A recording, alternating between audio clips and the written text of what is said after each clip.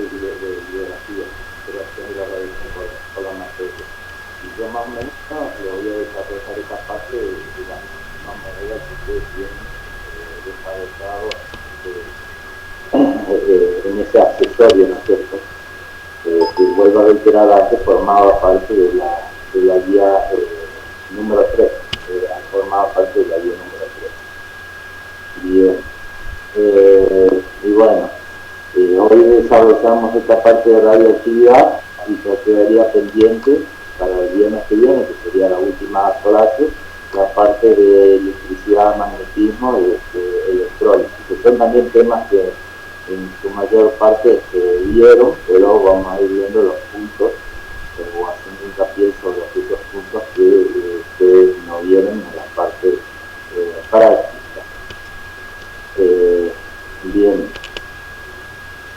con respecto, ahí había algunos pedidos, creo que López era que me había solicitado el power de la última clase y también creo que el power de estado coloidal.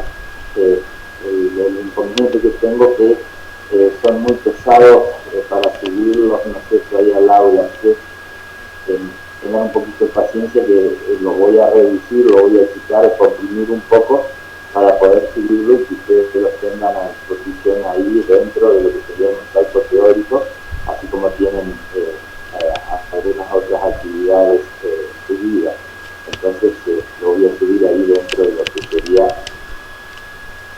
la parte del mosaico teórico, que me habían solicitado la clase pasada. Bien, esto para que vean que no me olvidé de su pedido, pero ese convenio módulo debería han sido muy pesados porque no tienen mucha capacidad para la recepción de archivos. Debido a eso nosotros, por ejemplo, con el tema de los videos que ustedes presentaron, abrimos un canal de YouTube porque iba a ser imposible que lo subieran al aula, excepto que enseguida se iba a agotar la capacidad que tiene. Entonces, vuelvo a reiterar que después voy a subir esos covers que me habían pedido. Y bueno, ya estamos, a ver qué horario es. Sí, 6:10. El tema es que una vez que arranco con el power se hace difícil admitir porque tengo que estar saliendo del power para poder admitir y empezar cortando, pero bueno, ya el que no entró hasta ahora ya creo que no va a entrar. Bien, si les parece entonces arrancamos. ¿Estamos de acuerdo? ¿Comenzamos? Sí.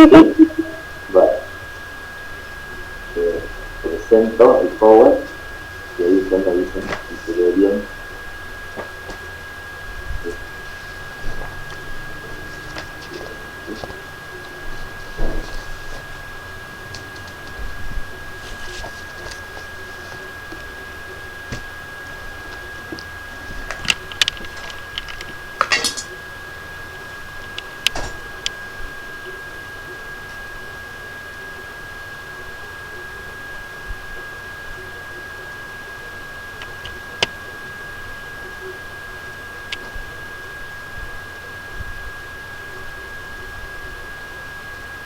Bien, ¿alcanzan a ver bien? Sí, doctor, se Sí, ve bien. alcanza. ¿Se ve bien? Bueno, perfecto. Bien, entonces, lo que vamos a desarrollar hoy sería la unidad temática número 10, radioactividad. Son 3 puntos que tiene radioactividad, el 10A, el 10B, el 10C, y el 10D, serían 4 puntos, ¿no es cierto?, que tiene esta unidad temática de radioactividad. La primera, la unidad 10A, podría decirse que es un poco repaso de lo que ustedes ya conocen y que vieron mucho en el ICD con respecto a la estructura atómica, números atómicos y números mágicos. Yo les voy a ir detallando los puntos entonces que vamos viendo en el programa. De todas maneras, también ustedes tengan algo a mano para ir siguiendo y viendo los puntos que se desarrollan y ustedes se van ubicando, ¿no es cierto?, con el programa de examen. Bien. Con respecto a la estructura del átomo, es importante entonces detallar que la imagen más simple del átomo está representada, ¿no es cierto?, por un núcleo central que se encuentra cargado positivamente, que se caracteriza por concentrar prácticamente toda la masa del átomo. Y girando, ¿no es cierto?, en orbitales alrededor del núcleo se encuentran los electrones. Estos electrones podemos decir que son partículas muy livianas, como ustedes saben están cargadas negativamente, y cada átomo posee tanta cantidad o la suficiente cantidad de electrones para neutralizar la carga positiva del núcleo. Acuérdense que los átomos estables, desde el punto de vista eléctrico, son neutros, debido a que tienen la misma cantidad de cargas positivas y negativas, la misma cantidad de electrones y de protones.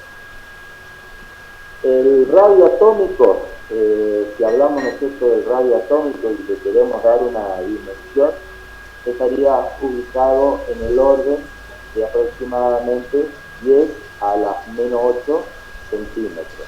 10 a la menos 8 centímetros.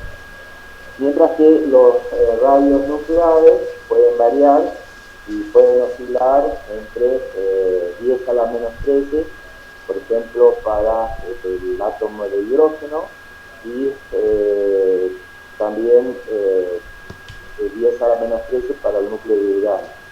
La diferencia es que en el caso del hidrógeno sería un valor de 1,45 por 10 a la menos 13, ¿no es cierto?, para el hidrógeno. Y para el uranio ya estaría en un valor de 9,5 por 10 a la menos 13. Se podría decir que el diámetro del átomo, entonces, es del orden de 10 a las 5 veces mayor que el diámetro del núcleo. O sea, yo les había hablado del diámetro del átomo de 10 a la menos 8 y un diámetro nuclear de 10 a la menos 13. Entonces, el diámetro del átomo está en el orden de 10 a las 5 veces mayor que el diámetro nuclear. Entonces, para tener una idea del tamaño, si nosotros hacemos una analogía y decimos que el átomo representara, ¿no es cierto?, o podría representar una esfera que tuviera 1 kilómetro aproximadamente, su núcleo sería una esferita aproximadamente de 1 centímetro de diámetro, ¿sí?, para tener una idea de lo que sería el diámetro del átomo con respecto al diámetro del núcleo. 1 kilómetro para la esfera que representaría el diámetro del átomo, y el núcleo sería una pequeñita esfera de 1 centímetro de diámetro, para establecer, ¿no es cierto?, esa diferencia. Es muy importante destacar que el núcleo posee una enorme densidad, aproximadamente igual para todos. Esa densidad está en el orden de 1,2 por 10 a la 8, que mide en esta unidad toneladas por centímetro cúbico. Entonces, 1,2 por 10 a la 8 toneladas por centímetro cúbico. Y como ustedes saben, está constituido por dos tipos de partículas elementales, que son los neutrones y los protones. Estos neutrones y protones reciben el nombre genérico de nucleones. Como sabemos también, el neutrón no posee carga eléctrica, su masa es similar, ¿no es cierto?, a la del protón.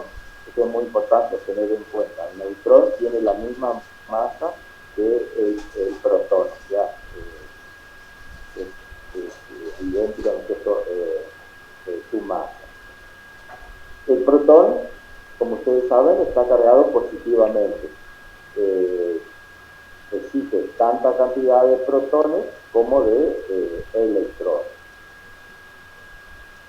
Dentro del núcleo, las fuerzas que mantienen unidos a los protones y a los neutrones no se conoce bien, pero se sabe aproximadamente que son de corto alcance y que son originadas por un intercambio mutuo de partículas que se denominan mesones. Eso es o representaría las fuerzas que mantienen unidos a los protones y a los neutrones, los mesones. Entonces, la imagen más simple que podemos dar del átomo está constituido por un núcleo central con neutrones, protones y mesones, y en las órbitas se ubican los electrones. Siempre les vuelvo a recordar con igual cantidad con respecto a los protones, debido a que el átomo es eléctricamente neutro. ¿Cuál es el átomo más simple que podemos mencionar? El átomo de hidrógeno. Si se acuerdan que era el más abundante, ¿no es cierto? Había tres isótopos de hidrógeno: el propio, el deuterio y el tritio. El propio es el más abundante, 99%, tiene un protón en su núcleo y un electrón en su orbital. Es muy importante destacar que no presenta neutrones en su núcleo. Después se encuentra también el deuterio, que ya es mucho menos abundante en la naturaleza. El deuterio sí ya tendría un neutrón, tiene un neutrón y un protón. Y después otro menos abundante, que tiene dos neutrones y se llama tritio, y es un elemento radioactivo. Esos son los tres isótopos de hidrógeno, pero el que ustedes conocen, el que ustedes miran en la tabla periódica, ¿no es cierto?, estaría representado por el protón, que tiene un protón y un electrón y que no posee neutrones. Y después los otros isótopos serían el deuterio y el tritio. El deuterio, que ya tendría un neutrón, y el tritio, que tendría ya dos neutrones. Bien. ¿Qué más podemos decir con respecto a la estructura del átomo? Si nosotros nos ubicamos a nivel de las órbitas, siguiendo un número creciente, ¿no es cierto?, de los pesos atómicos de la tabla, podemos observar que también crece el número de órbitas, donde se van a ubicar los electrones. Cada órbita contiene un máximo de electrones. Entonces, cuando aparece un electrón más, se genera una nueva órbita que va a aceptar esos electrones hasta completarse.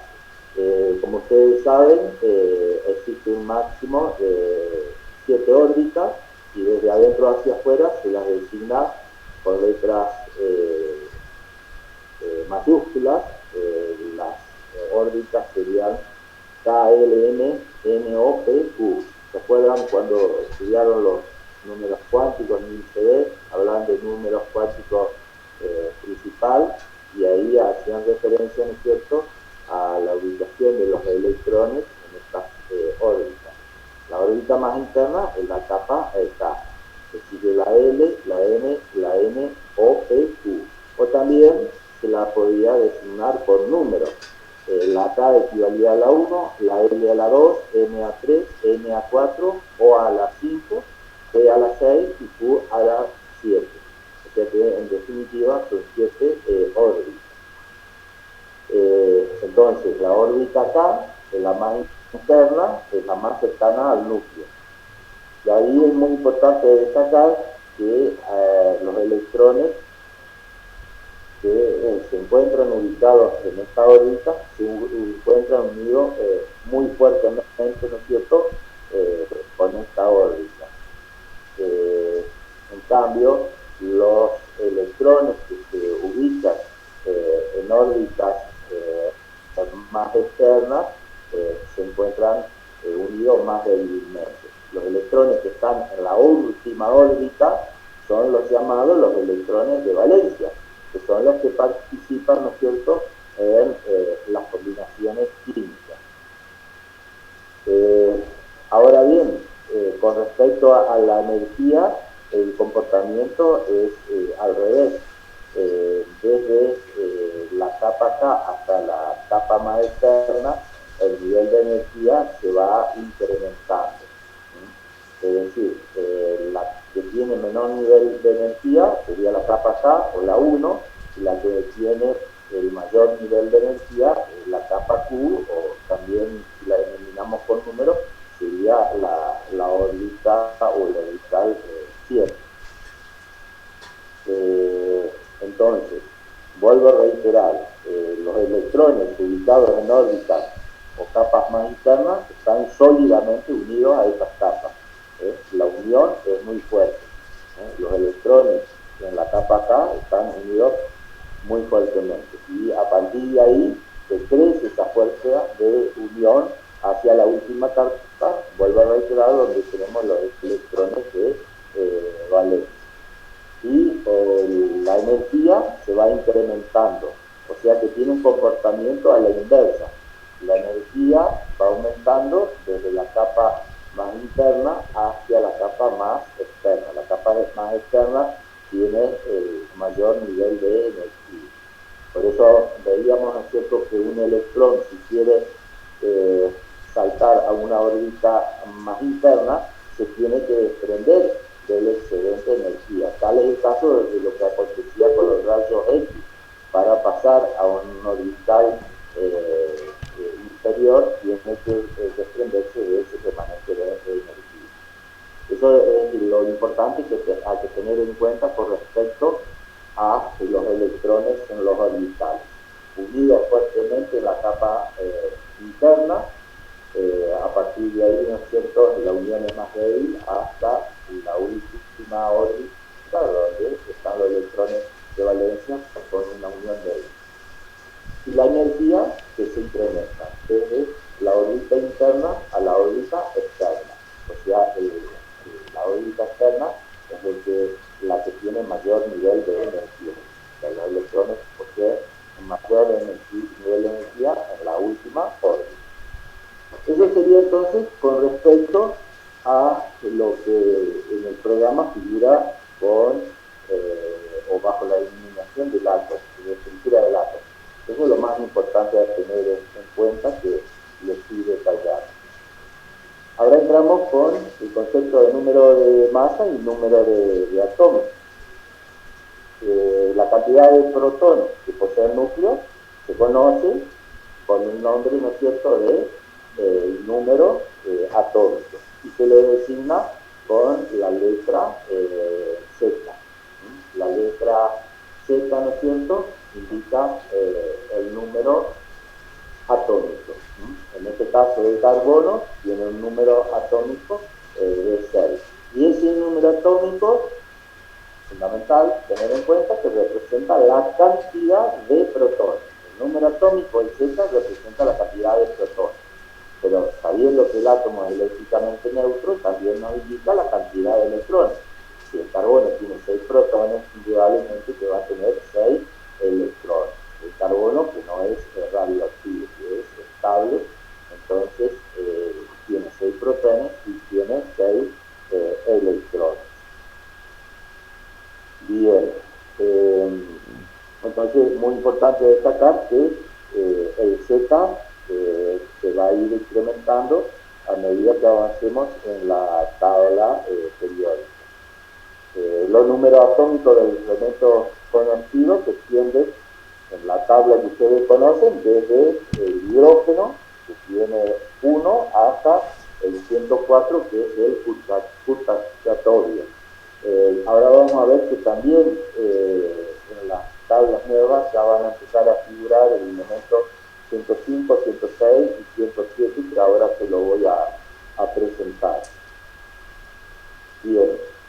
También es importante destacar que en el núcleo se encuentran los neutrones y la cantidad de neutrones se los indica con la letra E. Y aparte del número atómico, tenemos el número másico o peso atómico del elemento. Eso es muy importante a tener en cuenta, el número másico o peso atómico del elemento.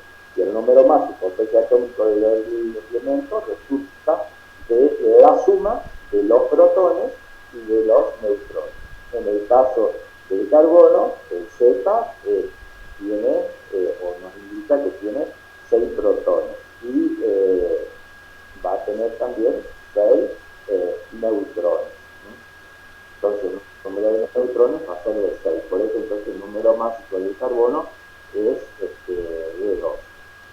Y esa es la forma de representar el símbolo del elemento, el número atómico, el Z, y el número másico o peso atómico, el A, que representa la suma de protones y de neutrones. Bien.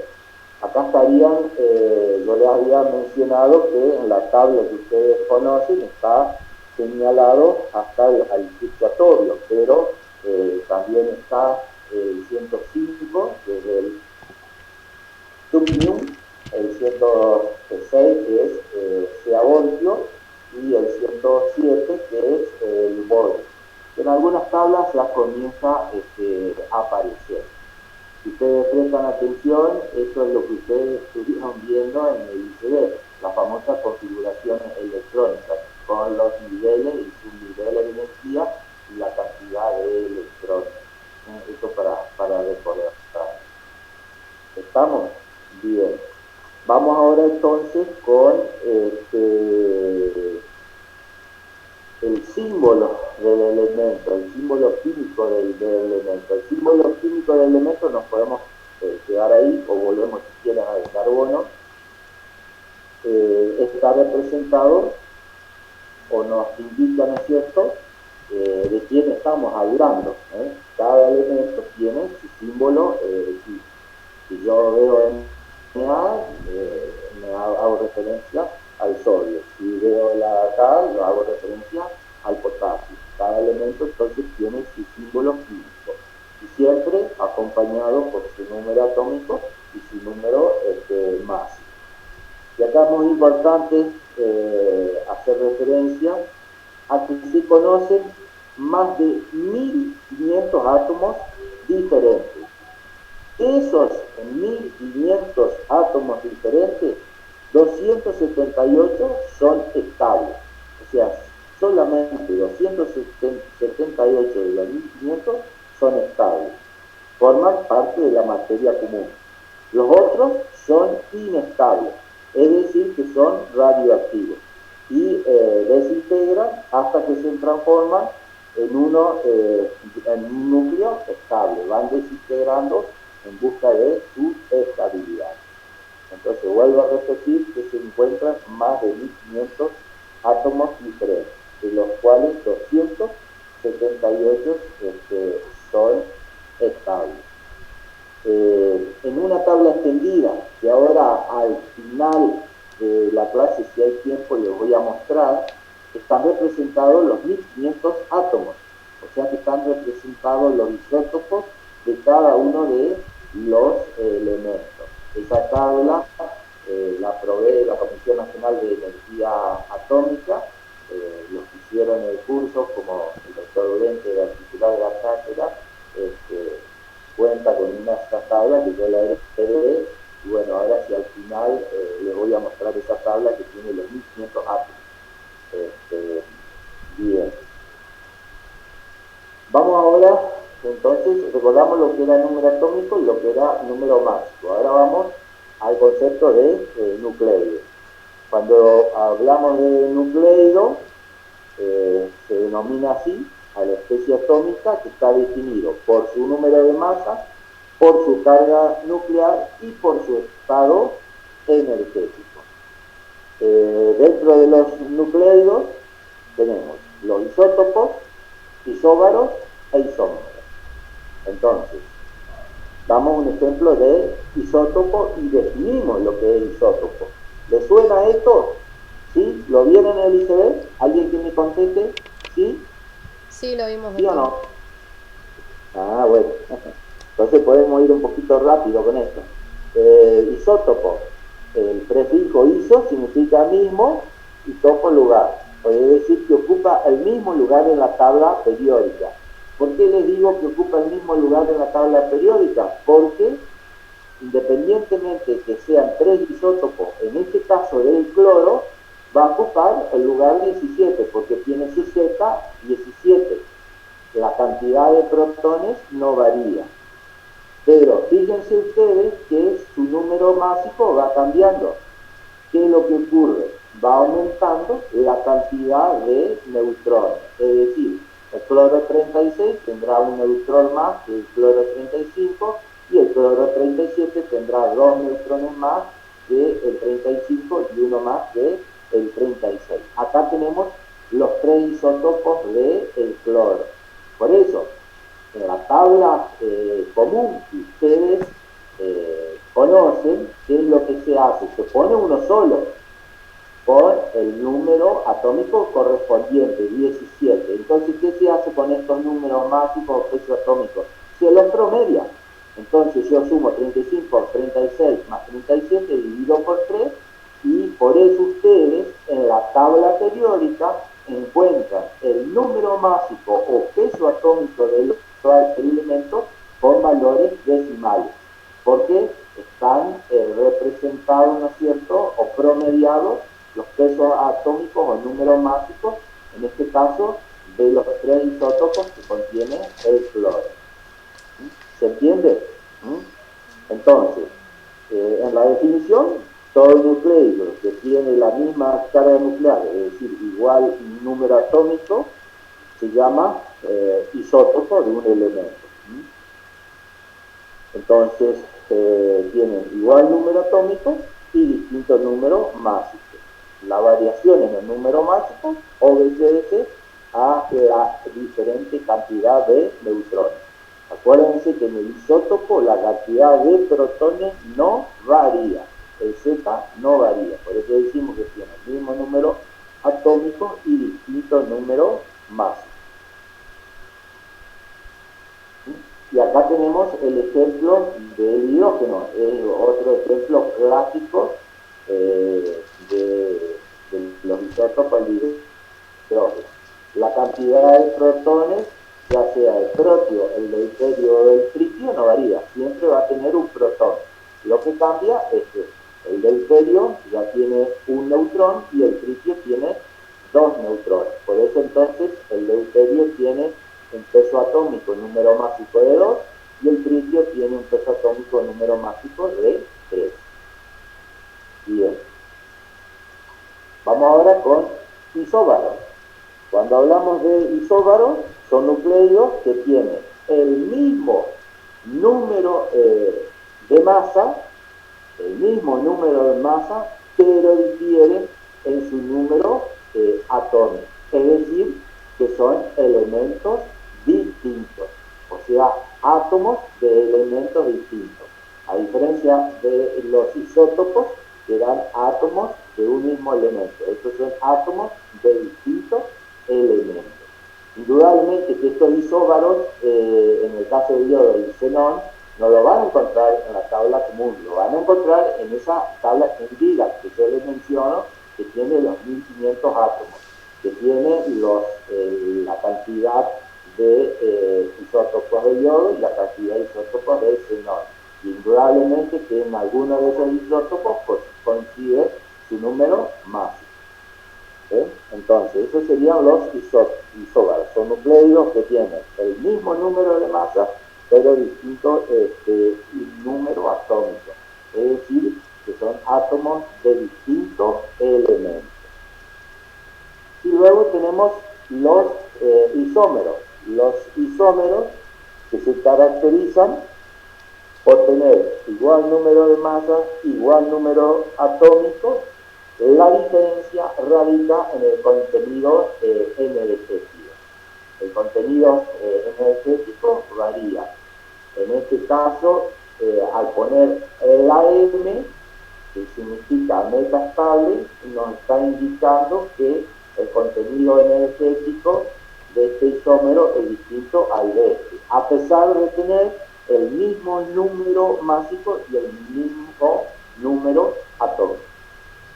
Esos serían entonces los tres nucleidos que debemos tener en cuenta: isótopos, isóbaros, isómeros. Isótopos, átomos del mismo elemento que tienen el mismo número atómico y distinto número másico, es decir, que cambia la cantidad de neutrones. Isóbaros, átomos de distintos elementos con el mismo número másico, pero distinto número atómico, es decir, que son elementos distintos. Y los isómeros, que son átomos que tienen igual número atómico, igual número másico, pero varía en su contenido energético. Y ahí tenemos entonces a los tres nucleidos. Bien, si ustedes van siguiendo ahí en el programa, le habla de número atómico, número másico, nucleido, isótopo, isóbaro e isómero. Ahora seguimos con el concepto de elemento. ¿Cómo podemos definir un elemento? Un elemento es la mezcla de nucleidos isótopos con el número atómico correspondiente. Elementos como por ejemplo el yodo, el sodio y el fósforo están constituidos por un solo isótopo estable. Esos tres elementos tienen un solo isótopo estable, pero hay otros que están compuestos por varios.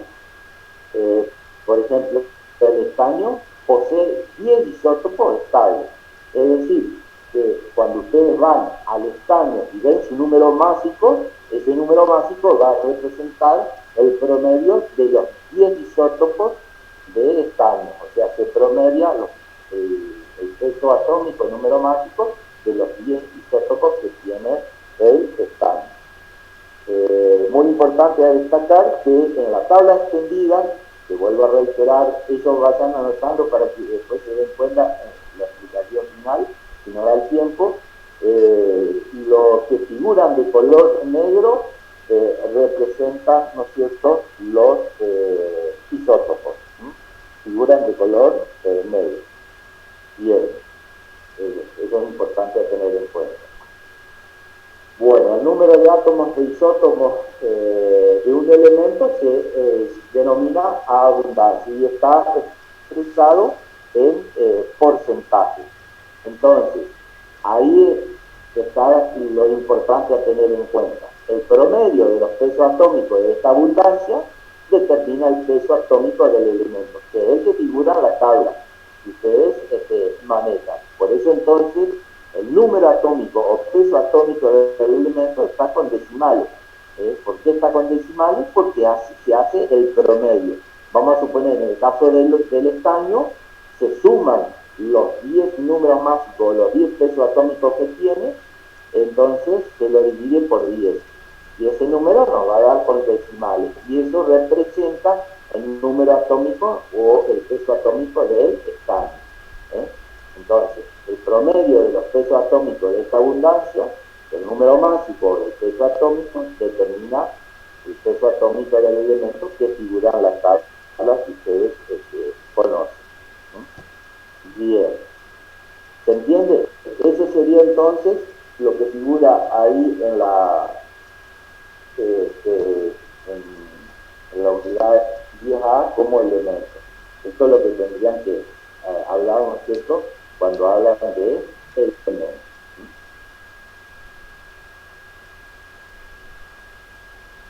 ¿Vamos hasta ahí? Bien. Después les pide, fíjense ustedes que les pide lo que sería importante tener en cuenta, equivalencia entre masa y energía. Y después vamos a ver la energía de unión de los núcleos, equivalencia entre masa y energía. Acá muy importante a señalar, de nuevo aparece John Albert Einstein. Como parte de su famosa teoría especial de la relatividad, Albert Einstein inició, ¿no es cierto?, que el contenido total de energía de un sistema de masa está dado por la relación de energía es igual a la masa por el cuadrado de la velocidad de la luz. La famosa ecuación que aparece por todos lados. Se representa entonces la velocidad de la luz. Y acá es muy fácil establecer las unidades. La masa está expresada en gramos, está dada en centímetros por segundo porque representa la velocidad. Bueno, la unidad más utilizada en los estudios nucleares, ¿no es cierto?, es el electron volt. Tengan en cuenta esta unidad, el electron volt.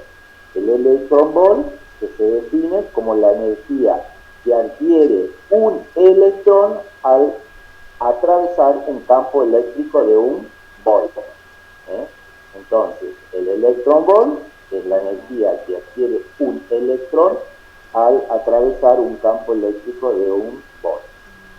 Ahora bien, se utilizan estas unidades según si estamos o hablemos de reacciones químicas de rayos X, por ejemplo, de radioactividad.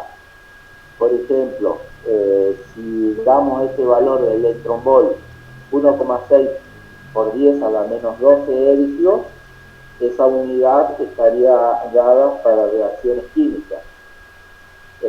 Kilo electron volt, les debe sonar el famoso kilo electron volt, KB, que era importante a regular cuando sacamos una placa radiográfica. Acuérdense que en el tipo de radio X se trabajaba con valores de kilo electron volt, 10 al cubo electron volt. Bien, y si trabajamos en el orden de MER, o sea, 1.000.000 de electron volt, ya estamos dentro del campo de la radioactividad. Esta unidad la vieron cuando hablaron, ¿no es cierto?, de radiaciones electromagnéticas, y ahora también vamos a señalar su energía. Entonces, vuelvo a reiterar, la unidad de energía es electron volt, energía que adquiere el electrón al atravesar un campo eléctrico de un volt. Entonces, según si estemos hablando de reacciones químicas, de rayos X o de radioactividad, utilizamos una de estas unidades. Si hablamos en hercios, para reacciones químicas. Si hablamos en kiloelectron volt, por ejemplo, rayos X. Si hablamos en megaelectron volt, para señalar la energía o alcance que tiene radiaciones electromagnéticas como la radiación gamma. ¿Vamos hasta ahí? Bien. Energía de unión de los núcleos, a ver si se entiende. Acá muy importante a destacar que la masa media de un núcleo es siempre más pequeña que la suma de la masa de todos sus nucleones. Entonces, si yo por un lado tengo el peso de la masa media del núcleo y sumo o pudiera sumar la masa de sus nucleones, sus protones o neutrones, me va a dar mayor. ¿Por qué es esto? Esta cantidad de masa sería la que transformaría en energía de unión. Si se construyera un átomo con el número de electrones, protones y neutrones, y la misma cantidad de energía sería necesaria para romper el átomo en su partícula constituyente. Entonces, ahí podemos explicar el origen, por ejemplo, de la energía radiante del Sol, donde tiene lugar varias transformaciones con la formación, ¿se acuerdan que eso habíamos visto?, de átomos de helio a partir de átomos de hidrógeno. esto da lugar a una gran pérdida de energía en forma de calor. Eso sería entonces con respecto a la energía de unión de los núcleos. El concepto que les va a quedar, que está plasmado en el slide. Siempre la masa media del núcleo es siempre más pequeña que la suma de la masa de todos sus núcleos. ¿A qué se debe eso? Porque parte de la masa se transforma en energía, ya sea para formar o construir, ¿no es cierto?, el átomo, si se construyera el átomo, como en su desintegración. Parte de la masa se va como energía. Entonces, por eso entonces queda ese concepto, que la masa media de un núcleo es siempre más pequeña que la suma de las masas de todos sus núcleos. Eso es entonces energía de unión de los núcleos. Bien. Seguimos. Entonces ahí, si ustedes van siguiendo el programa, vimos elementos, energía de unión de los núcleos, equivalencia entre masa y energía, y ahora entramos en lo que sería estabilidad nuclear, núcleos estables y no estables, y el periodo de desintegración. Entonces, si hablamos de estabilidad nuclear, es muy importante detallar que los átomos existentes en la naturaleza pueden agruparse, ¿no es cierto?, en dos grandes grupos, los que son estables y los que son inestables. Si hablamos de átomos estables, tienen la característica que a medida que transcurre el tiempo, ellos no cambian. Es decir, que los átomos estables no cambian con el tiempo. Entonces, no experimentan cambios espontáneos en el tiempo. Acá tenemos un ejemplo. 10 a las 6 átomos de yodo natural va a permanecer o intervenir en numerosas reacciones y siempre va a permanecer en esa cantidad, 10 a la sexta átomos de yodo natural. Vamos a la contrapartida, los inestables. Los inestables pierden su identidad. ¿Por qué pierden su identidad? Porque se transforman en otros. Acá tenemos un ejemplo. 10 a la sexta átomos, en este caso, hablamos del yodo 131. Luego de pasados 8.02 días, se transforman en 5 por 10 a la 15 a 5 átomos de yodo 131. Pasados 16 días, en 2,5 por 10 a la 5 átomos de yodo 131. Y el restante se transforma en xenón. Ahí cumple con la característica de inestabilidad. Es decir que en la búsqueda de su estabilidad terminan perdiendo de su identidad. ¿Qué quiere decir que pierde su identidad? Que se terminan transformando en otro elemento. O sea, como les muestro acá, partimos del yodo 131 y terminamos en que el mismo se transforma en xenón, porque va desintegrando, pierde su identidad. Esa sería entonces la diferencia de átomos que son estables y inestables, cuando hablamos de estabilidad nuclear y inestabilidad. Estabilidad nuclear entonces no cambia con el tiempo, inestables van cambiando a medida que transcurre el tiempo y terminan perdiendo su identidad, se transforman en otro elemento. ¿Por qué se transforman en otro elemento? Porque van buscando su estabilidad y la estabilidad la encuentra mediante la transformación en otro elemento. ¿Qué podemos agregar con respecto a los átomos inestables? En la naturaleza existen núcleos inestables Por ejemplo, el radio 226, el uranio natural, el torio, son elementos inestables que existen en la naturaleza. Ahora bien, hay una serie de puntos muy importantes a tener en cuenta con respecto a estos átomos inestables, que tiene que quedar bien en claro.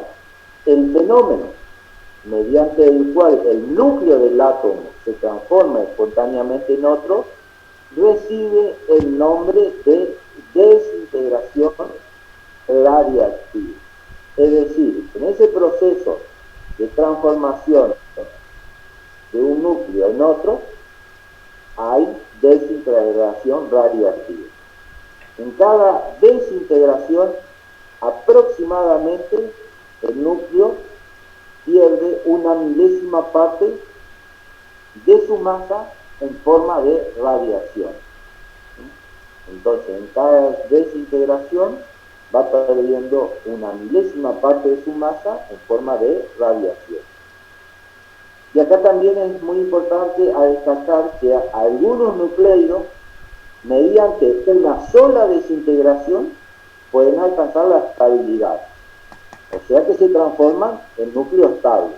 Y otros necesitan varias desintegraciones para lograr su estabilidad. Como es el caso que les presenté acá del yodo. Va desintegrando hasta que se transforma en xenón. Entonces eso también es importante tener en cuenta. Algunos con una sola desintegración logran su estabilidad y otros necesitan varias desintegraciones para lograr su estabilidad. Entonces, el nucleido que sufre una desintegración se lo denomina, por lo general, el que se desintegra se lo denomina nucleido madre. Y el producto es el nucleido hija. En este ejemplo, el nucleido madre sería el yodo 131.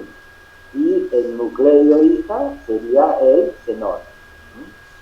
Esa es una denominación que se maneja, ¿no es cierto?, en desintegración radioactiva. El nucleido madre, que es el que comienza a desintegrar, y el nucleido hija, que es el que encuentra su estabilidad.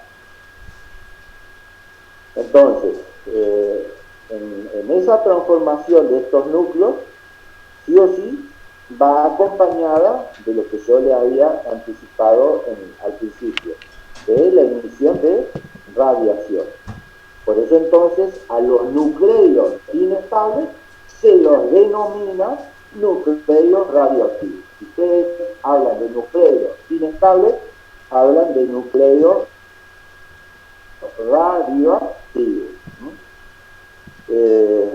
Los nucleidos pueden desintegrar por distintos mecanismos, emitiendo, como ustedes ya saben, radiaciones particuladas. Pueden emitir partículas alfa, partículas beta positivas, betas negativos. También pueden emitir neutrinos, que ahora vamos a ver qué son los neutrinos, o pueden emitir radiaciones electromagnéticas, radiaciones X o radiaciones gamma, o también pueden emitir neutrones en ese proceso de desintegración. Y otro aspecto importante a tener en cuenta, que los elementos radioactivos naturales son todos los que tienen un número atómico mayor de 83. Entonces, elementos radioactivos naturales son todos los que tienen un número mayor, a número atómico mayor a 83. Es decir, que presentan núcleos pesados. Entonces, estos son los aspectos importantes a destacar en los nucleidos inestables. Son radioactivos, van desintegrando, buscando su estabilidad. Siempre arrancan de un nucleido madre, que es el que comienza a desintegrar, y el nucleido hija, que es el que logra la estabilidad. Y en ese proceso de desintegración pueden desintegrar emitiendo partículas alfa, beta positivos o beta negativos, neutrinos, neutrones o radiación electromagnética. ¿Estamos? Ellos serían entonces los inestables o radioactivos. Bien. Y por último, tenemos el periodo de semidesintegración. ¿Qué es el periodo de semidesintegración? Es, como ahí lo expresa la diapositiva, el tiempo que debe transcurrir para que un número estadísticamente significativo de átomos de un nucleido se reduzca a la mitad mediante desintegraciones radioactivas. Existen tantos periodos diferentes como nucleidos radioactivos existen. Hay periodos muy largos, como el caso del uranio. En el caso del uranio, estaría, para que más o menos tengan una idea, en 4.400 millones de años. El carbono 14, que si ustedes habrán escuchado, se lo utiliza mucho para determinar la edad de los fósiles. Tiene aproximadamente 5.730 años. Y después tenemos periodos intermedios, isótopos como el yodo 125, duran 60 días, y otros tan cortos que pueden durar algunos segundos o décimas de segundos, ¿no? Ese sería entonces el periodo de semidesintegración, el tiempo que debe transcurrir para que un número estadísticamente significativo de átomos de un nucleido se reduzca a la mitad mediante desintegración radioactiva. Bien, ¿vamos hasta ahí? ¿Se entendió o no? ¿Van entendiendo o no? Ahí completamos la unidad, el punto 10A, que culmina con periodo de semidesintegración. ¿Se entendió o no? ¿Alguien que me conteste? Sí, doctor, se entendió. ¿Vamos yendo? Bueno, ¿continuamos? ¿Sí? Sí. Bueno, ahora entonces vamos a ir a la parte de desintegración radiactiva. La parte de desintegración radiactiva ya comprende el punto 10B.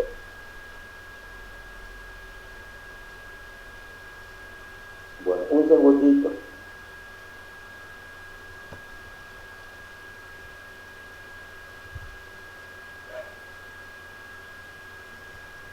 Oli, vos necesitas tipo que te guíe. Bien, vamos entonces a la desintegración radiactiva. La desintegración radiactiva pueden ser alfa por beta, también por captura electrónica o por rayos gamma. Entonces, bueno, acá lo que me había en este slide, lo que me había quedado del periodo de desintegración. Acá lo que sí ya le había expresado. El uranio, 4.498 millones de años, el carbono 14, 730, los intermedios, el yodo 121 y otros que duran horas como el cobre. ¿Está? Bien. Ahora sí, vamos a la desintegración radioactiva. Desintegración radioactiva por alfa. Vamos a ir viendo cada uno de los tipos de desintegración. Si ustedes se fijan en el programa, dice desintegración radioactiva por alfa, beta positivo, beta negativa, por captura electrónica y por gamma. Vamos a ver esos 4 tipos de desintegración. Entonces, si hablamos de desintegración alfa, en la tabla extendida, en esa tabla que tiene los 1500 átomos, figura de un color amarillo. Y acá muy importante detallar que este tipo de desintegración es característica en los núcleos pesados. La mayoría de ellos son activos naturalmente. ¿Qué ocurre en la desintegración alfa? En la desintegración alfa el núcleo madre emite una partícula alfa, dando la formación de un nucleido hija. Esta sería el nucleido madre, se lo designa con la letra X, y este es el nucleido hija, que se lo designa con la letra Y. La partícula alfa son núcleos de helio, que tienen un número másico de 4 y un número atómico de 2. ¿Por qué número másico de 4? Porque tiene 2 protones y 2 neutrones. Y número atómico de 2 porque tiene 2 protones. Entonces, el núcleo de la hija posee un número atómico, un Z, con 2 unidades menores. Es decir, que pierde esos 2 protones. Ahora bien, ¿qué es lo que ocurre con el Z? Retrocede 4 unidades en la tabla, es decir, el nucleido hijo posee un número atómico 2 unidades menores que la madre y un número de masa 4 unidades menores. Entonces, en este caso, se lo representa como A menos 4, porque esta partícula, que es la partícula alfa, arrastra los 2 protones y arrastra a nivel del número másico los 2 protones con los 2 neutrones.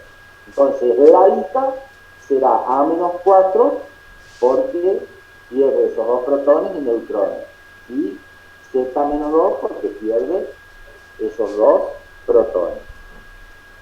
Esa sería la desintegración por alfa.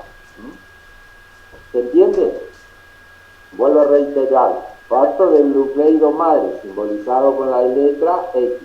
Este es mi nucleido madre. Se desprende la partícula alfa, que es un núcleo de helio. Al desprenderse el núcleo de helio tiene 2 protones y a nivel de su número másico 2 protones y 2 neutrones. Entonces el nucleido hijo queda Z menos 2, porque tiene 2 protones menos, y A menos 4 porque tiene le faltan los 2 protones y le faltan los 2 neutrones. ¿Estamos? Ahora bien, ¿qué ocurre con esos nucleidos hija? Esos nucleidos hija pueden contener una mayor cantidad de energía que le corresponde a su estado normal, que se denomina estado fundamental. Estos estados se conocen con el nombre de estados de excitación del núcleo. En ese caso se permiten valores discretos, y para desexcitarse, para llegar a su estabilidad, emiten radiación electromagnética, radiación gamma. Entonces, un nucleido al desintegrar por alfa puede estar al nucleido hijo en su estado fundamental o en el nivel excitado. Si queda en su estado fundamental, ya no hay más energía que emitir. Pero si queda en el nivel excitado, se tiene que desprender de ese remanente de energía. Y la forma de desprenderse de ese remanente de energía es emitiendo radiación gamma. Entonces, vamos con un ejemplo para ver si se entiende. En el caso, el elemento es radón, que se transforma en polonio.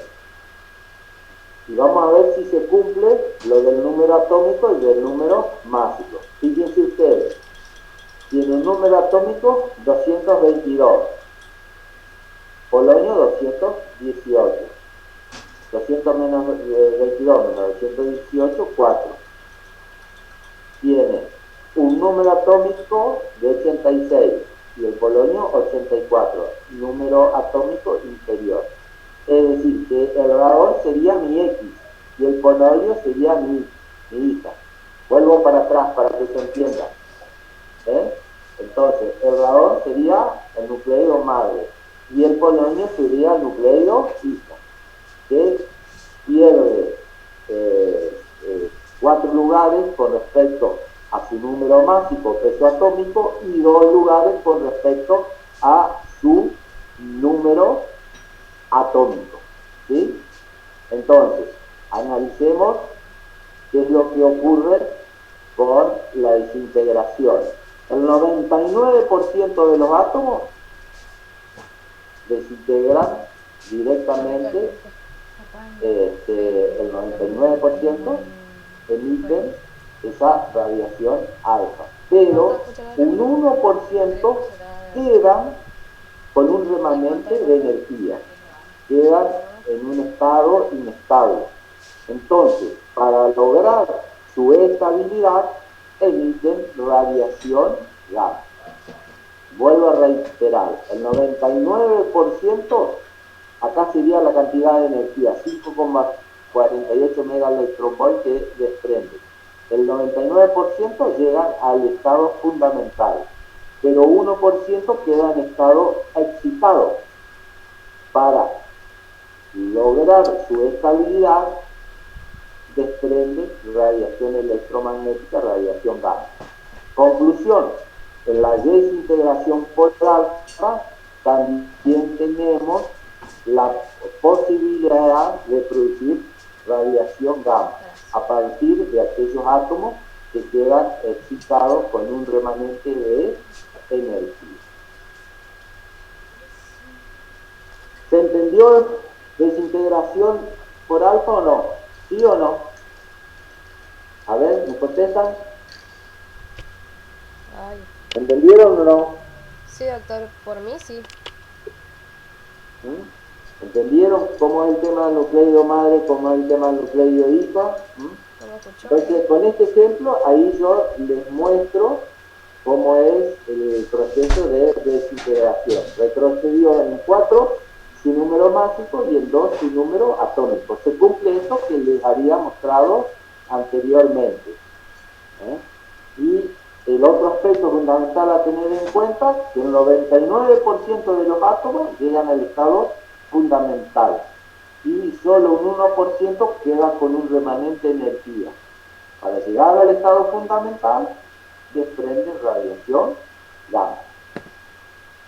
Seguimos. Desintegración por beta negativo. Si hablamos de desintegración por beta negativo, son aquellos nucleidos que se producen aquellos nucleidos que tienen grandes diferencias en la relación neutrón-protón respecto al que le corresponde a su estado fundamental. La desintegración beta puede ser negativa o positiva.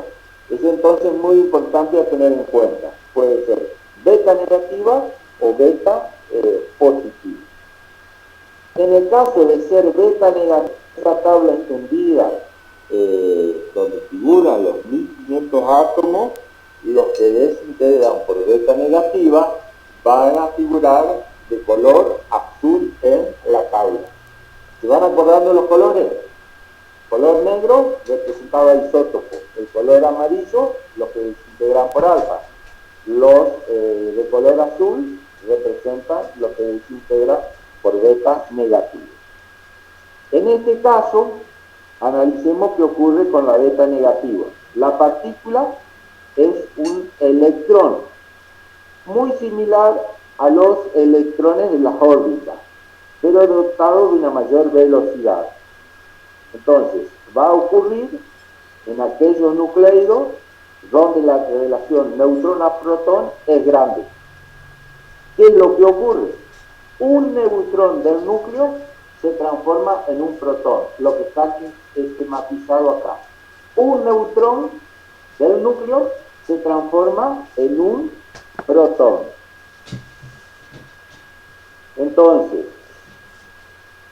se emite una partícula beta negativa, que es el electrón que yo les había señalado, similar al electrón del orbital, pero con una mayor velocidad. Y una partícula que es despreciable, que se denomina neutrino.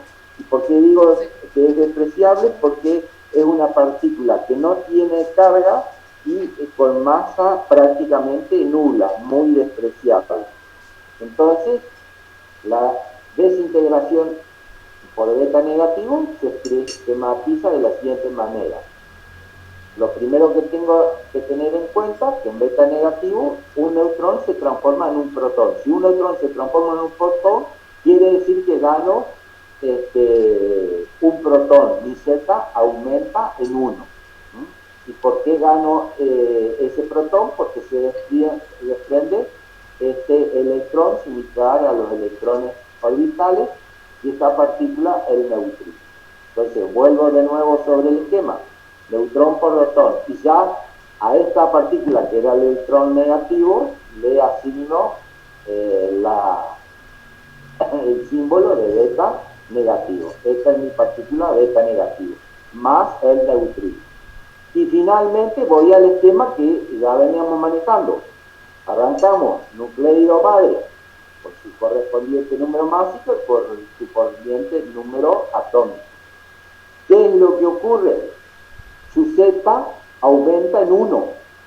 Es decir, que como consecuencia de que un neutrón se transformó en un protón, la hija tiene o aumenta en un protón. Entonces, hago el esquema, este es el nucleido madre, este es el nucleido hijo, que gana un protón por la transformación de un neutrón en un protón, la partícula beta negativa y el neutrino. ¿Se entiende? Entonces, arranqué con esto. Siempre, neutrón transformado en protón. ¿Por qué? Porque se desprende el electrón, que es similar al electrón de los orbitales. Y el neutrino, partícula despreciable, sin carga y con una masa ínfima. Acá lo único que cambia es que ya directamente ese electrón lo asimila a la partícula beta negativa. Y después me voy al esquema.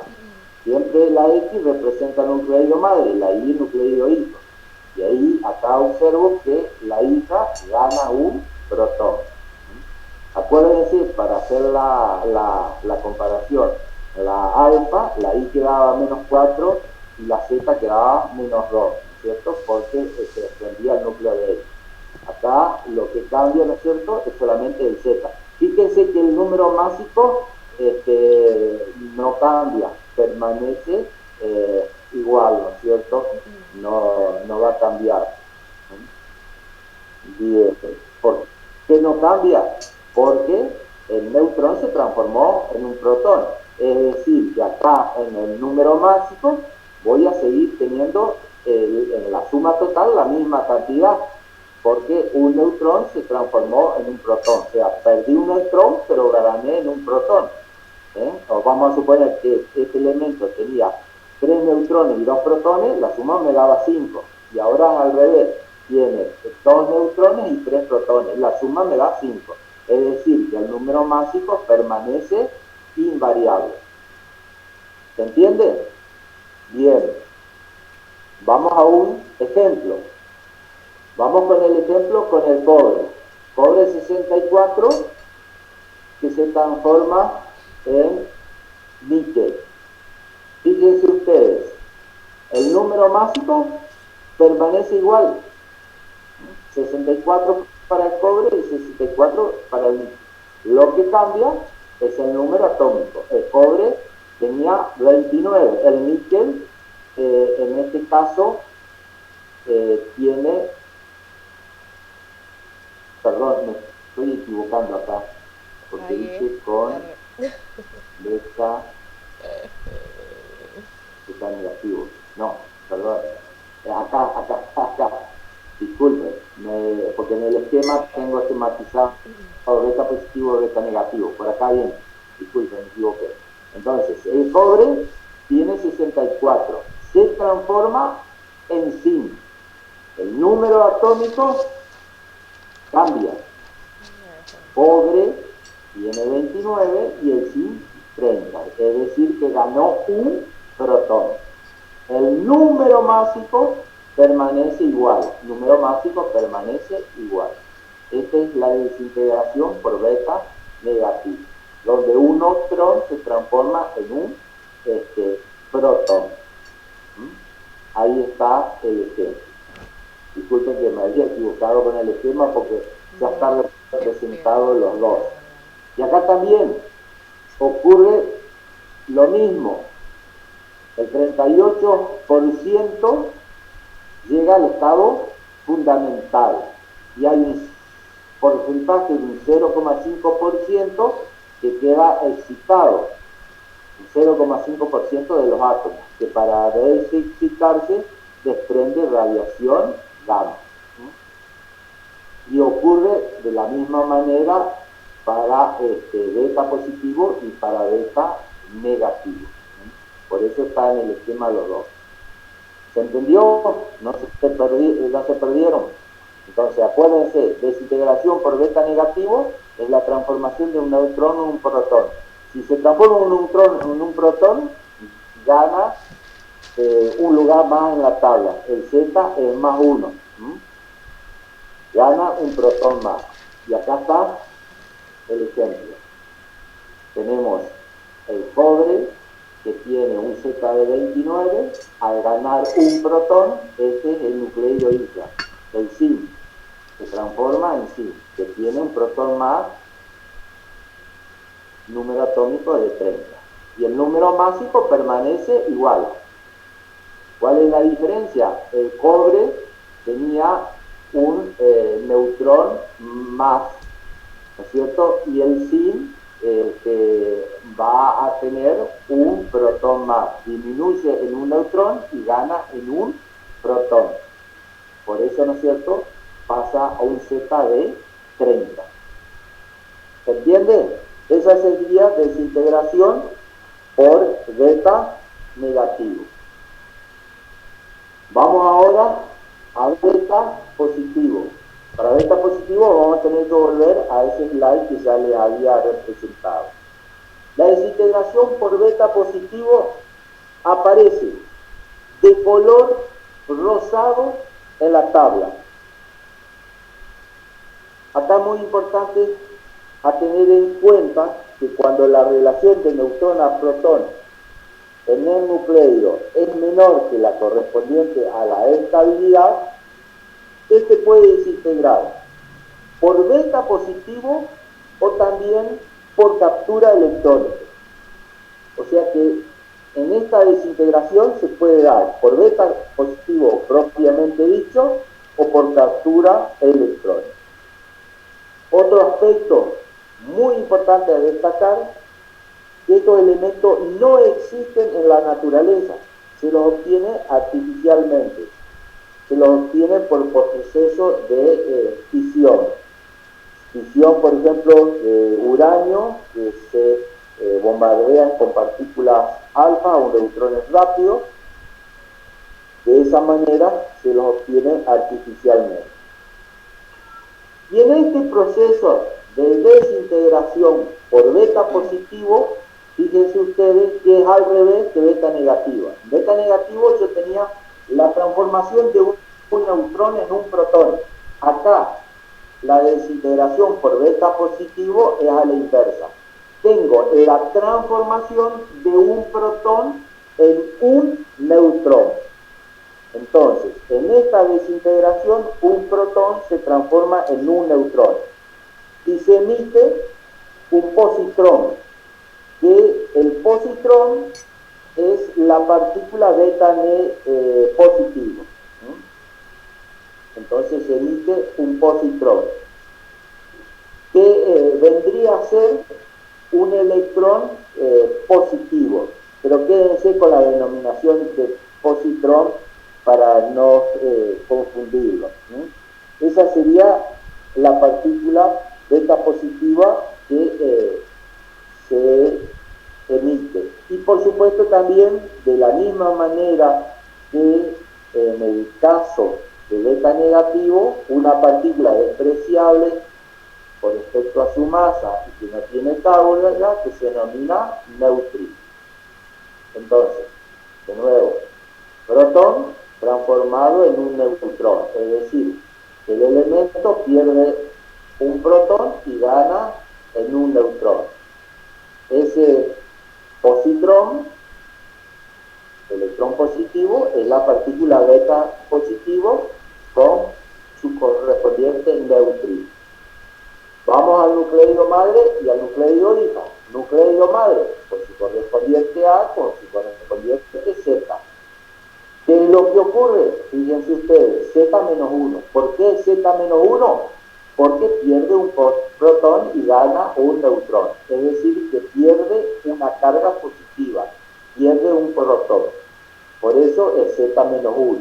¿Qué pasa con el número másico? Permanece invariable. Es decir, si el elemento tenía 3 protones y 2 neutrones, la suma me daba 5. Ahora tiene 2 protones, 3 neutrones, la suma me sigue dando 5. El número másico permanece invariable. Lo que cambia es el número atómico, el Z. Bien, eso sería entonces la desintegración por beta positivo. Entonces, el positrón es la partícula cargada positivo.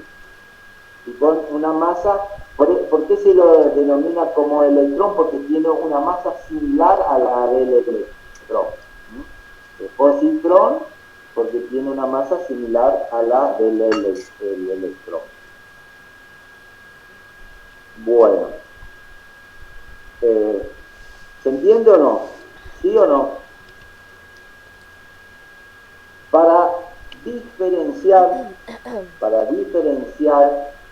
con respecto a beta negativo, se arranca denominando a la partícula esta despreciable y sin carga con el nombre de neutrino, pero finalmente se le denomina antineutrino para diferenciar con respecto a beta negativo. Eso es lo único nomás que podríamos señalar o agregar, ¿no es cierto?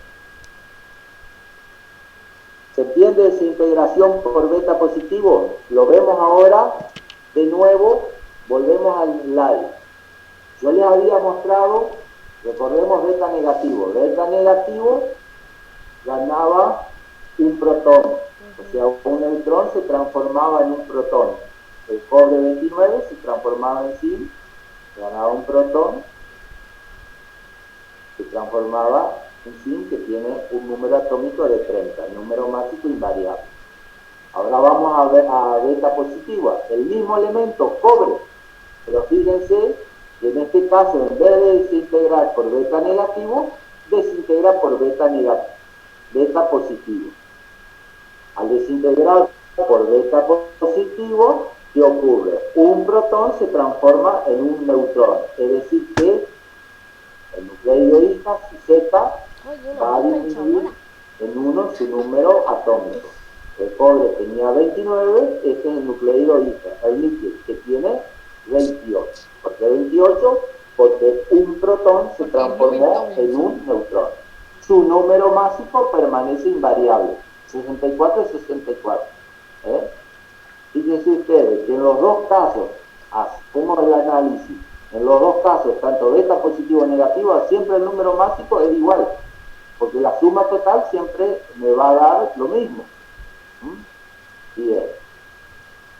Entonces, en este caso, el beta positivo, un protón se transformó en un neutrón. Z-1. Cobre 29 se transforma en níquel 28. Ese es el nucleido I. Este es el nucleido madre, que es el cobre, y este es el nucleido hijo, que es el níquel. ¿Sí? ¿Estamos? Bien. En este caso, el 61%, porque acá está analizado para los dos, el 61% llega al estado fundamental. Y de la misma manera que para beta negativo, un 0,5% no logra la estabilidad, tiene un remanente de energía. Para lograr su estabilidad desprende radiación gamma. Entonces, hasta aquí, resumiendo, tanto en desintegración por alfa como en desintegración por beta positivo y beta negativo, tenemos la posibilidad de los átomos que no llegan al estado fundamental, que quedan en estado excitado con una remanente energía, para desexitarse produzcan radiación gamma, radiación electromagnética. Conclusión, que en la desintegración por alfa, en la de beta positivo y beta negativo, también tenemos producción de radiación electromagnética, radiación gamma. ¿Por qué? Por aquellos átomos que no llegan al estado fundamental, que quedan en estado excitado, con un remanente de energía, que tienen que desprenderse de ese remanente de energía, y lo hacen mediante la liberación de radiación gamma. ¿Vamos hasta ahí? Bien, pero yo les había dicho que en la desintegración por beta positivo podría ser beta positivo y la otra manera sería por captura electrónica. La captura electrónica es lo que ocurre en los rayos X. Entonces, los núcleos con exceso de protones pueden bajar la relación protón-neutrón, no solo por desintegración beta positiva, como la que vimos recién, sino también por captura de un electrón orbital. De esta forma, también, de la misma manera, se transforma el protón en un neutrón. Acá es importante señalar que la captura electrónica va siempre acompañada, en este caso, de emisión del otro tipo de radiación electromagnética, la radiación X. Que se acuerdan ustedes que la radiación X se producía por el reordenamiento orbital de los electrones. Entonces, cuando el núcleo captura un electrón, generalmente lo captura de la órbita más interna, que es la capa K, que es la que está más cerca al núcleo. Queda una vacante en esa órbita, que va a ser ocupada por un electrón que está en una órbita superior. Ese electrón, para bajar a esa órbita inferior, de un nivel de energía inferior, tiene que desprender su excedente de energía y lo hace emitiendo radiación X. Entonces, a su vez, ese electrón que ocupó esa vacante genera otra vacante que va a ser ocupada por otro electrón. Por eso, ahí, ¿se acuerdan que cuando hablábamos de radiación X, decíamos que se produce por reordenamiento de los electrones a nivel de los orbitales? Van generando vacantes que van siendo ocupadas por electrones de órbita superior, que para bajar a una órbita inferior de un menor nivel energético tienen que desprenderse del remanente de energía. Bien, ¿y cómo sería la forma de esquematizar la desintegración beta positiva, en este caso por captura electrónica? De la misma manera, el protón suma un electrón. Al sumar un electrón, ese electrón lo captura el núcleo de la órbita más interna, de la capa K. Se transforma en un neutrón más una partícula despreciable, sin masa y sin carga. ¿Cómo sería acá? Este sería el nucleido madre. Fíjense que antes de llegar al nucleido hijo, le interponemos el electrón. Entonces, al capturar el electrón, el Z termina siendo -1. ¿Por qué? Porque captura un electrón. Entonces, un protón se transforma en un neutrón por captura de una carga negativa, por un electrón orbital. Ese sería entonces desintegración por captura electrónica. Asócienlo con la producción de rayos X. Los rayos X se producen a nivel de los orbitales, en el reordenamiento electrónico. Ahí entienden más de la producción de rayos X. ¿Por qué? Porque el núcleo captura un electrón. Al capturar un electrón, genera una vacante de la órbita más interna, de la capa K. Entonces, el electrón de la órbita inmediata superior tiene que ocupar esa vacante, y para ocupar esa vacante tiene que desprenderse del remanente de energía. Lo hace produciendo radiación X. También está la posibilidad de producir radiación gamma, pero en su mayoría produce radiación X. Bien, hasta ahí, ¿se entendió o no? ¿Sí o no? ¿Alguien que me conteste? Sí, Para doctor, quedarme se tranquilo. entendió. Sí, sí. Entonces, vimos desintegración por alfa, vimos desintegración por beta negativo, y la beta positivo con las dos variantes, beta positivo propiamente dicho y beta positivo por captura electrónica. Entonces, en la alfa, desprendimiento del núcleo de helio. Desprende el núcleo de helio, retrocede en 4 su número másico y en 2 el número atómico. Siempre con átomos que por ahí no llegan al estado fundamental y para desexcitarse producen radiación gamma. Relación radiación beta positivo, la transformación de un neutrón en un protón, Z más 1. Beta positivo, la transformación de un protón en un neutrón, Z menos 1. Son las dos alternativas, beta positivo propiamente dicho o por captura electrónica. Estos esquemitas de las X y de las Y que representan el nucleido madre y el nucleido hija son muy útiles a la hora de estudiar, y en la bibliografía pueden aparecer, o sea, no se asusten cuando vean X y porque solamente representan nucleido madre e hija para interpretar qué es lo que pasa y analizar qué es lo que pasa con su número másico y con su número atómico, porque ahí ronda, ¿no es cierto?, el análisis que se hace, qué pasa con el Z, qué pasa si aumenta o disminuye, o qué pasa con el número másico. ¿Estamos? Es decir, estamos hablando de átomos inestables, o sea, átomos radioactivos, que pierden su identidad y terminan transformándose en otro elemento, y lo hacen buscando su estabilidad.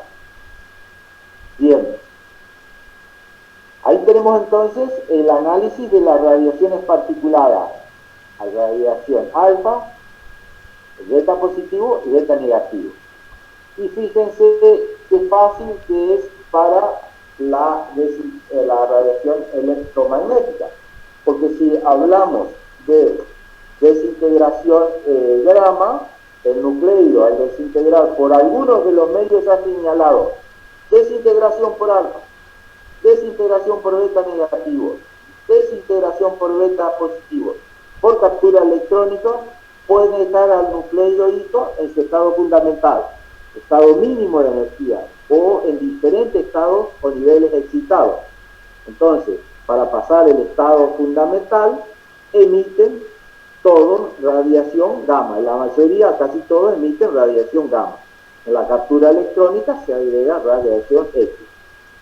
Entonces, los rayos gamma y los rayos X aparecen, ¿no es cierto?, como consecuencia de aquellos átomos que quedan excitados, que para lograr su estado fundamental desprenden radiación gamma, como lo vimos en la desintegración por alfa, por beta positivo, beta negativo, y también las dos variantes de beta positivo.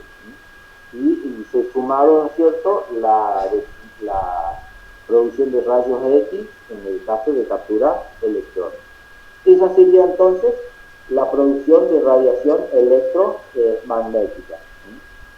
Bien, y ahí recordar que los rayos gamma son ondas electromagnéticas, son desviados, no son desviados por campos magnéticos ni eléctricos, Son similares en todas sus propiedades físicas a los rayos X. La diferencia radica fundamentalmente, ¿no es cierto?, en que los rayos gamma ahora quizás entiendan que se producen en los núcleos en el reordenamiento de los nucleones. Y los rayos X se producen a nivel de los orbitales de los donde están los electrones, por el reordenamiento electrónico. Entonces, si yo hablo de ese rayo gamma, la producción es a nivel del núcleo, en el reordenamiento de los nucleones. En esa transformación de protón a neutrón, de neutrón a protón, en la desintegración por alfa, por beta positivo, por beta negativo. Y los rayos X solo en los orbitales por reordenamiento de electrones. Acuérdense que los rayos X tienen un menor longitud de onda y rayos gamma,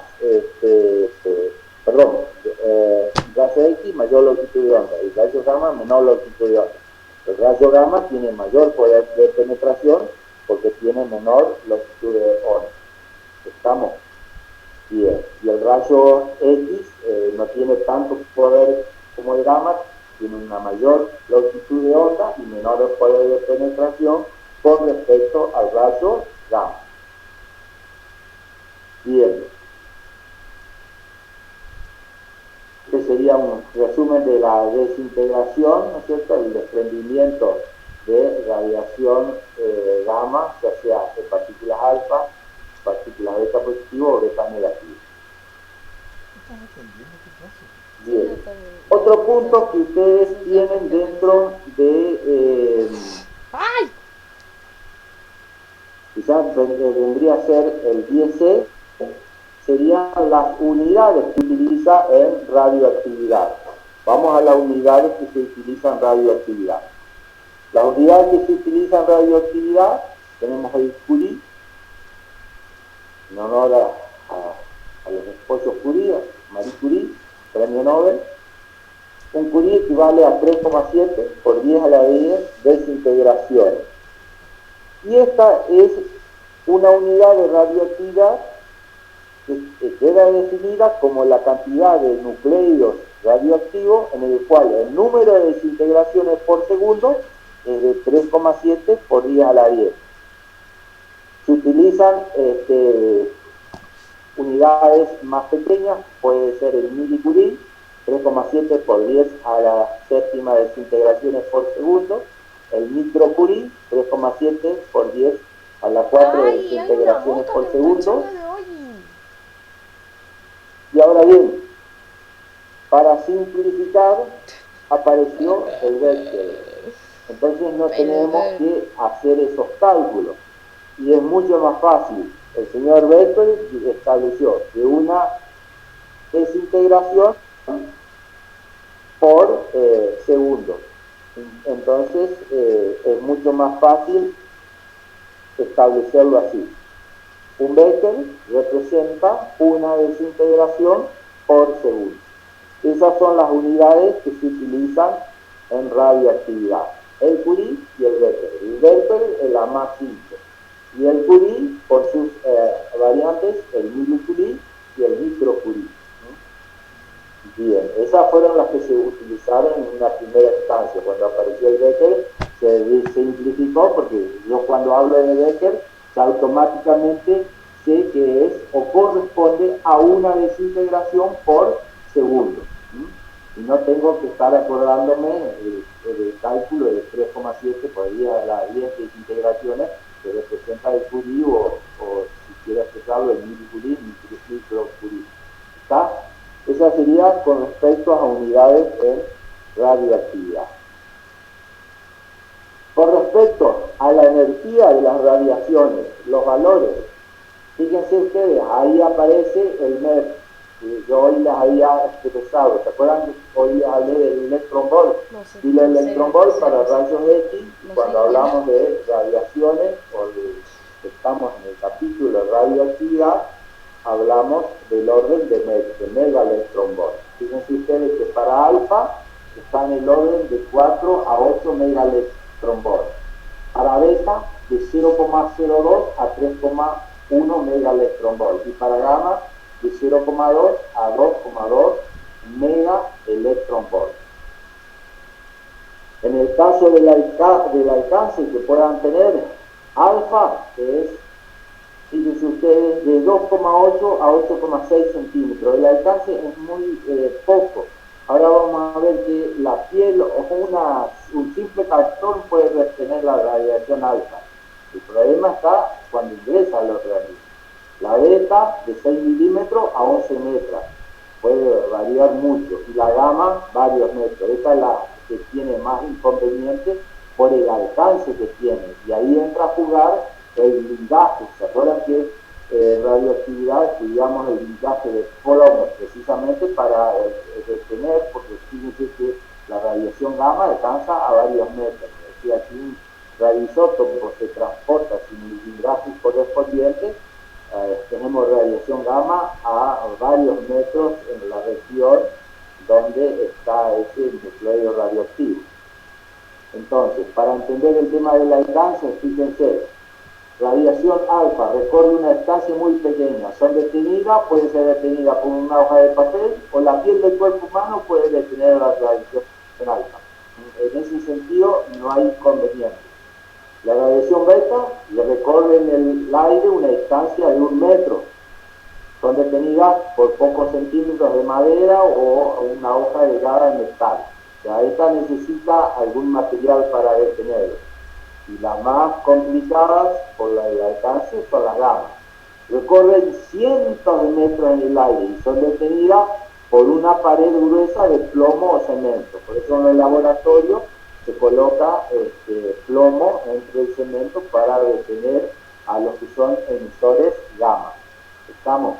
Ese tema especifica bien para que ustedes tengan una idea del alcance que tiene estas radiaciones. Bien, este es otro slide muy similar, así que lo pasamos de largo. Y vamos a acción de la radiación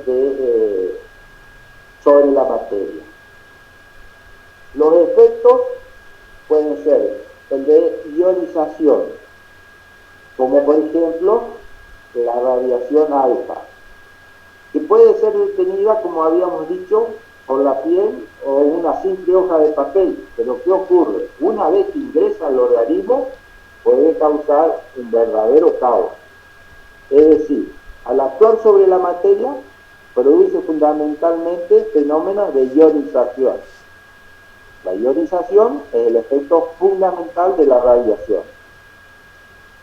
¿Qué quiero decir cuando hablo de ionización? Es decir, ¿no es cierto?, que arranca electrones de la corteza del átomo. Si arranca electrones de la corteza del átomo, después cuando se producen las combinaciones químicas, se producen severas alteraciones. Entonces, podemos imaginar lo que puede ocurrir en un organismo vivo donde, si hablamos de procesos físico-químicos, son sumamente complejos y con un equilibrio muy acentuado. Entonces, si es alterado el comportamiento químico de los elementos por alteración de esos electrones que son arrancados de los orbitales, esto lleva, ¿no es cierto?, a un caos muy profundo. Es decir, que había una combinación preestablecida y al arrancarse ese electrón de la órbita a órbita, ya no está más esa combinación. Entonces, el proceso, vamos a suponer, metabólico, ya se desvía en un sentido totalmente distinto. Se cae en un profundo caos. Entonces, el efecto ionizante va a depender indudablemente del tipo de radiación. Por eso, la radiación alfa puede ser detenida por la piel o por un cartón. De ese punto de vista no hay problema. Pero una vez que ingresó en el organismo, ahí sí produce, por así decirlo, un desastre, un caos total, porque empieza a arrancar electrones de los átomos de las órbitas. Entonces las combinaciones pueden dar lugar a procesos totalmente anormales. Entonces, ese efecto ionizante va a depender del tipo de radiación, de la energía, siendo mayor para las partículas alfa. Luego le siguen las beta y por último las gamma. que la radiación alfa, en cuanto a su detención, era simple, pero una vez que ingresa en el organismo es una de las más complicadas. Y la gamma es más complicada por su alcance que tiene. Ahora bien, entonces, el escaso alcance que tiene la radiación alfa son poco profundos cuando se ha contaminado la piel, ¿no es cierto? Si se contamina la piel no hay mayor problema, pero una vez que ingresan al interior del organismo, ya sea, vamos a suponer, por ingestión o inhalación, producen terribles o severas alteraciones. Ahora bien, comparando con la radiación gamma, posee un menor efecto ionizante. La gamma no tiene tanto efecto ionizante como la alfa, pero el problema está en el alcance es enorme. Entonces, la penetración es sumamente peligrosa. No solo entonces estamos expuestos a la contaminación ahí, sino que también entra a jugar la irradiación. Podemos estar a varios cientos de metros, pero nos alcanza igual la radiación gamma, desde fuentes, ¿no es cierto?, que están sumamente alejados. O sea que la radiación gamma afecta zonas muy extensas. Los tejidos más sensibles son aquellas, eso es muy importante a tener en cuenta, ¿dónde ataca la radiación? Ataca en aquellas células que presentan un alto grado de división y multiplicación celular.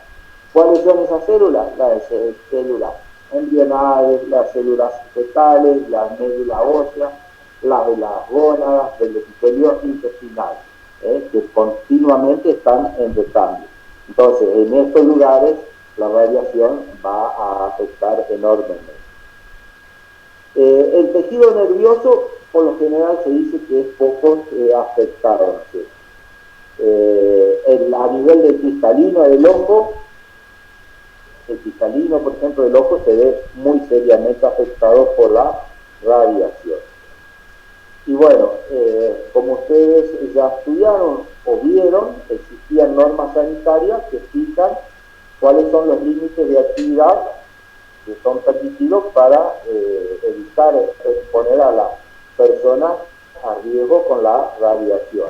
Y ahí teníamos lo que habíamos estudiado en el capítulo de radioactividad, la dosis absorbida, la dosis equivalente límite, la dosis equivalente ponderada, con los factores de calidad, donde se tenía en cuenta el tipo de radiación, el tiempo de exposición, ¿no es cierto?, y la calidad de la radiación. ¿Estamos?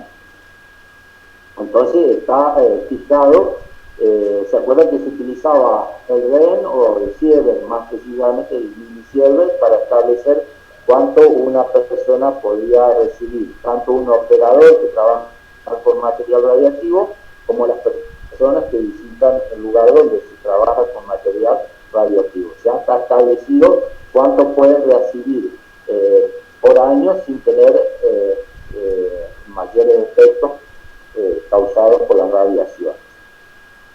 Bien, ¿cuáles son las aplicaciones de la energía nuclear? A nosotros nos interesa con los fines pacíficos. La aplicación la podemos considerar hacia dos grandes objetivos: con fines pacíficos, y después están los fines bélicos, que bueno, en este caso a nosotros no nos interesa.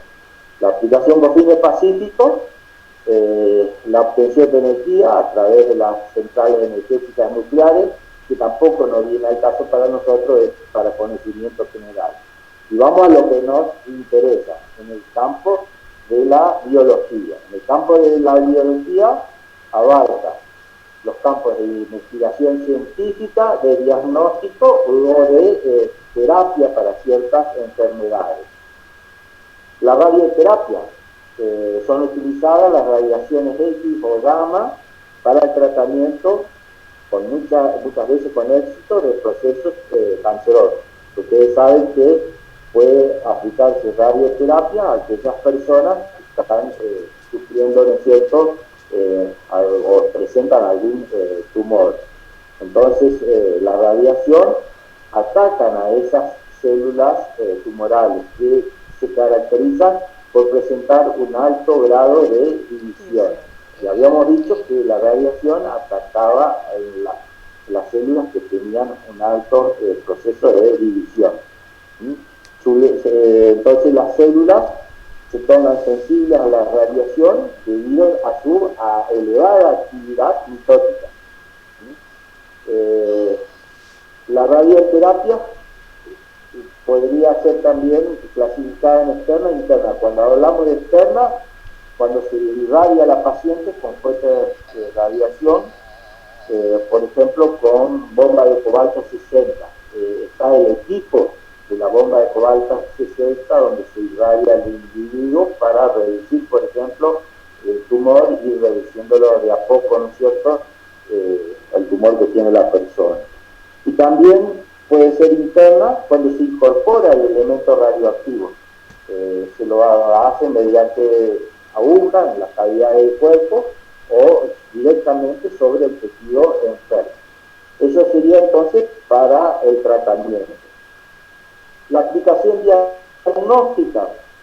La aplicación diagnóstica, uno de los ejemplos más notorios, abarca, ¿no es cierto?, un campo bastante amplio, porque podríamos hablar de la radiografía hasta los dosajes de las sustancias. En ese quiero hacer hincapié. Por ejemplo, en el diagnóstico, el dosaje de sustancias por el RIA, radio inmunoanálisis, es uno de los métodos más exactos, que conjuga la alta especificidad de los métodos inmunológicos con la alta sensibilidad de las mediciones de las radiaciones. Y a través del dosaje por día se puede determinar los niveles de vitamina, para determinar niveles de proteínas y hormonas. La característica entonces del radioinmunoanálisis, vuelvo a reiterar, como dice el slide, conjuga la alta especificidad de los métodos inmunológicos con la alta sensibilidad en la medición de las radiaciones. Bien. Esta sería la famosa bomba de cobalto. Creo que en resistencia, acá no es corriente, no sé, no tengo conocimiento, puede ser que exista, pero en resistencia había la bomba de cobalto. Acá se somete a las personas a radiación, de personas que tienen tumores, ¿no es cierto?, con el objetivo de ir reduciéndolo de a poco, en algunos casos con resultados muy satisfactorios. Bien, y en el campo de la investigación, lo que ustedes también ya vieron, los isótopos utilizados en el campo de investigación. Esto lo tienen en la guía de trabajo práctico. Acá tenemos, por ejemplo, el cromo 51, que puede servir para determinar la bulimia, la sobrevida de los glóbulos rojos. El hierro 59, ahí está expresado el tiempo de vida media. ¿Se acuerdan el tiempo de vida media? El tiempo que duraba, y era importante a tener en cuenta cuando se trabajaba con estos radioisótopos para ver el material o el ambiente, que en 45 días ya decae la actividad de este radioisótopo y se puede utilizar nuevamente ese material a los 45 días. Y también por el tiempo, teniendo en cuenta que estos radioisótopos los provee la Comisión Nacional de Energía Atómica. Entonces, si uno trabaja en el interior, tiene que hacer el cálculo si le va a dar el tiempo para trabajar en ese plazo y hacer la investigación correspondiente.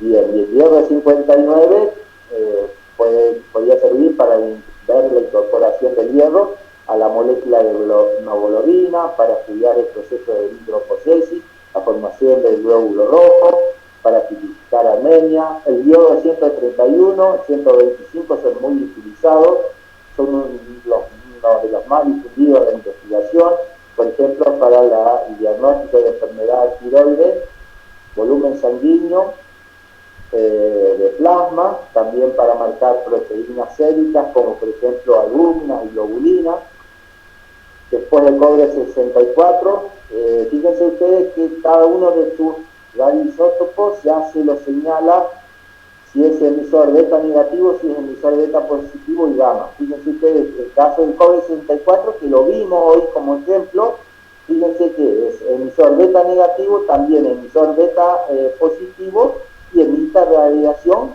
gamma. El cobre 64 para el metabolismo del mineral, por ejemplo en veterinarias, para ver el metabolismo del mineral, tangenciarlo como en rumiantes. Bien.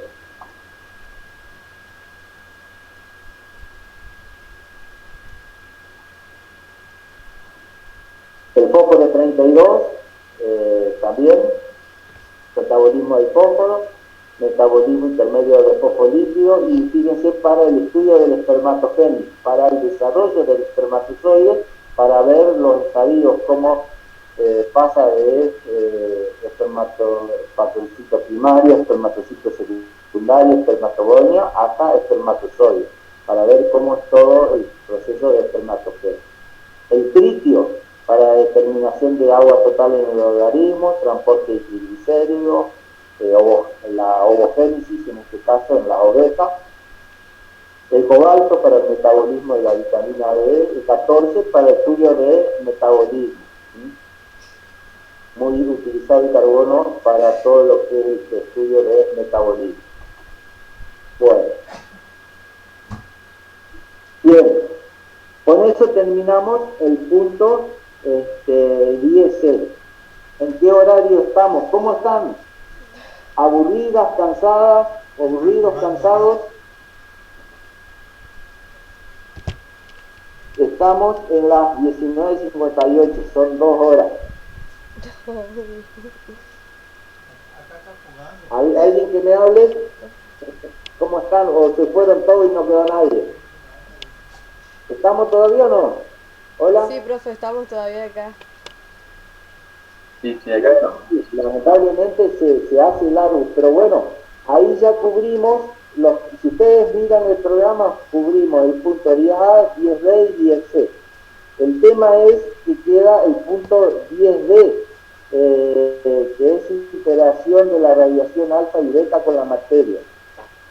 Yo les propongo, teniendo en cuenta que ya transcurrieron 2 horas y que deben estar cansados, de que se fijen en ese material auxiliar que está subido dentro de bibliografía, que figura como interacción de la radiación alfa y beta con la materia.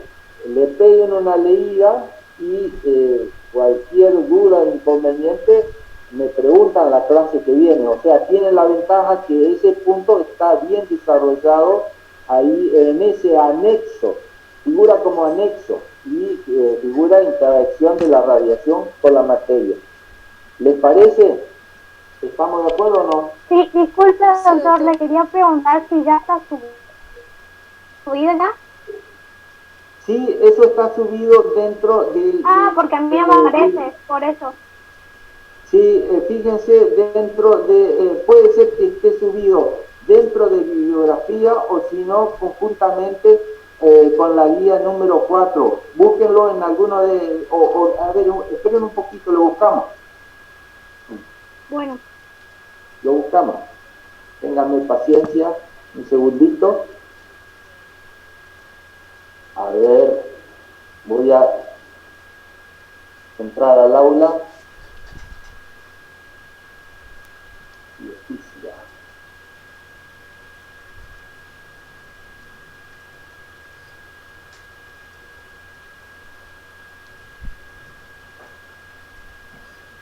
Es que sí, ¿verdad?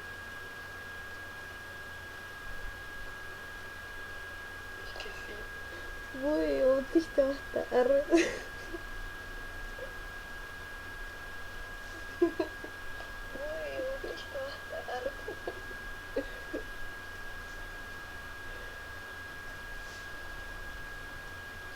Anotamos lo mismo y dijimos lo mismo. Eso es lo que... Anotamos lo mismo y dijimos lo mismo. Eso es lo que... Sí, profe, se fue.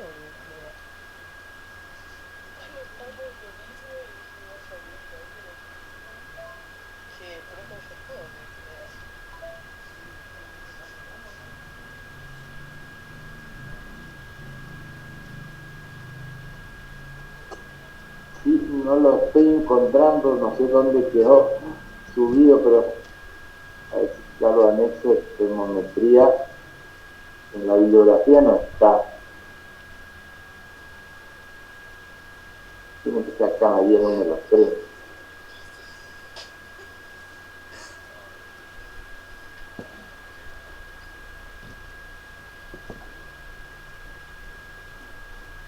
Le decía, pero profe, de la clase, no me puedo ir en problema. Estamos 3 horas acá.